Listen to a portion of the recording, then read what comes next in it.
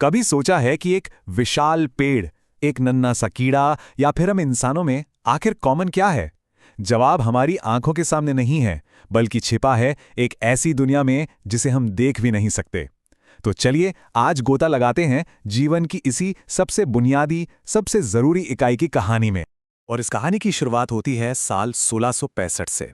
ये जो आप देख रहे हैं ये उसी दौर का एक माइक्रोस्कोप है जिसे खुद बनाया गया था। और यकीन मानिए, यही वो चाबी थी जिसने एक पूरी की पूरी अनदेखी दुनिया के दरवाजे हमेशा हमेशा के लिए खोल दिए। तो हुआ ये कि इसी माइक्रोस्कोप का इस्तेमाल करके रॉबर्ट हुक नाम के एक साइंटिस्ट ने कॉर्क की एक पतली सी परत को देखा। और उन्हें जो दिखा वो सच में हैरान करने वाला था।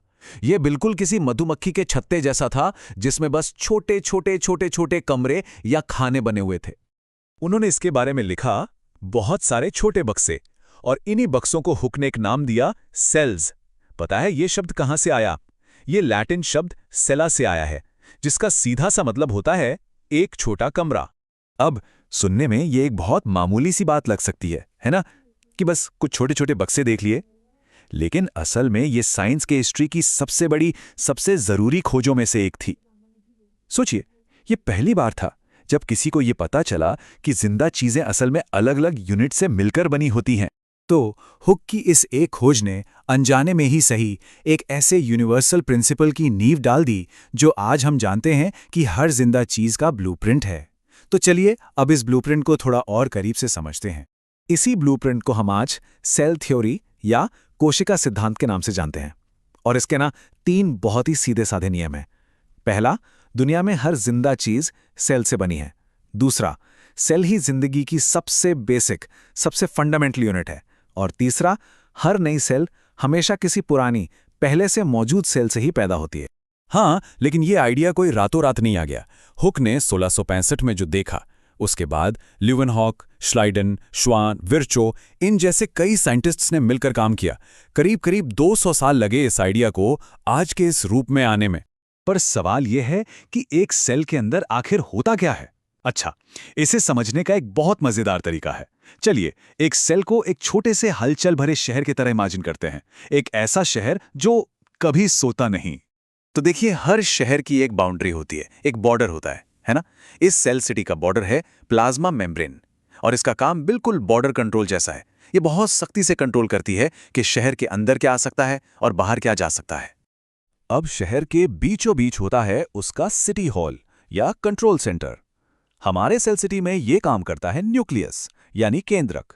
यहीं पर शहर का पूरा मास्टर प्लान यानी हमारा डीएनए एकदम सेफ रहता है, और यहीं से शहर की सारी एक्टिविटीज को डायरेक्ट किया जाता है। ठीक है, तो सिटी हॉल के बाहर का जो भी एरिया है, जो पूरा माहौल है, उसे कहते हैं साइटोप्लाज्म या कोशिका द्रव्य। इसे आप शहर की जमीन समझ लीजिए, एक तरह का जेली जैसा पदार्थ जहां शहर के बाकी सारे जरूरी हिस्से, जिन्हें हम ऑर्गेनल्स कहते हैं, रहते हैं और अपना अपना काम करते हैं। तो चलिए अब इस शहर के कुछ सबसे इंपॉर्टेंट वर्कर्स यानी इन ऑर्गेनल्स से मिलते हैं, देखते हैं कि इनकी जॉब प्रोफाइल क्या है। अब देखिए, कोई भी शहर बिना बिजली के तो चल नहीं सकता है ना, उसे एनर्जी चाहिए। सेल सिटी में ये एनर्जी बनाने का काम है माइटोकॉन्ड्रिया का। ये हैं शहर के पावर प्लांट्स। ये बनाते हैं एटीपी, जो कि एक तरह की एनर्जी करेंसी है। इसी करेंसी से सेल के सारे काम होते हैं। इसके बाद आता है एंडोप्लाज्मिक रेटिक्यूलम, या जिसे हम शॉर्ट में ईआर भी कहते हैं। इसको आप शहर का फैक्ट्री और हाईवे सिस्टम दोनों एक साथ मान सकते हैं। मतलब ये प्रोटीन और लिपिड जैसी जरूरी चीजें बनाता भी है और फिर उन्हें पूरे शहर में जगह जगह पहुंचाता भी है। और हाँ, एक अच्छे शहर के लिए साफ सफाई भी तो जरूरी है। ये जिम्मेदारी है लाइसोसोम्स की। ये हैं शहर की वेस्ट मैनेजमेंट और रिसाइकलिंग टीम। इनका काम है बाहर से आए कचरे को या सेल के ही पुराने टूटे फूटे हिस्सों को खत्म करना और शहर को एकदम साफ सुथरा रखना। तो हमने शहर के कुछ खास हिस्सों को तो देख लिया।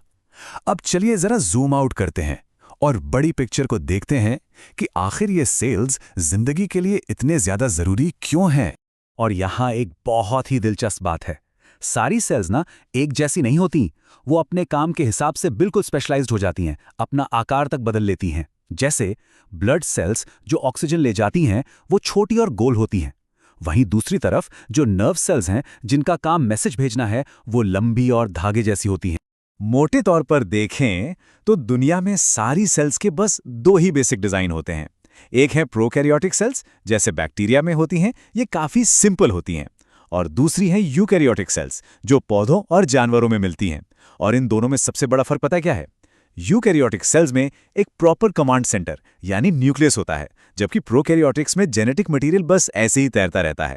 और जरा इन सेल्स के नंबर के बारे में सोचिए।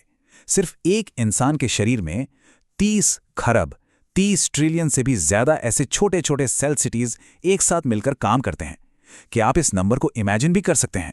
तो बात बस इतनी सी है कि हर जिंदा चीज, चाहे वो कितनी भी छोटी हो या कितनी भी बड़ी, वो इन्हीं फंडामेंटल यूनिट्स से बना एक पूरा का पूरा यूनिवर्स है। यही जिंदगी की बनावट और उसके काम करने का आधार है। तो ये पूरी कहानी हमें एक बहुत गहरे सवाल पे लाके छोड़ देती है। जरा सोचिए, सबसे छोटे बैक्टीरिया से लेकर सबसे बड़ी व्हेल मछली तक, और हम इंसान भी, सब के सब एक ही जैसे बेसिक बिल्डिंग ब्लॉक से बने हैं। ये जो माइक्रोस्कोपिक लेवल पर हम सब एक जैसे हैं, ये समानता पृथ्वी पर जीवन के बारे में और एक दूसरे से हमारे कनेक्शन के बारे में आखिर हमें क्या बताती है?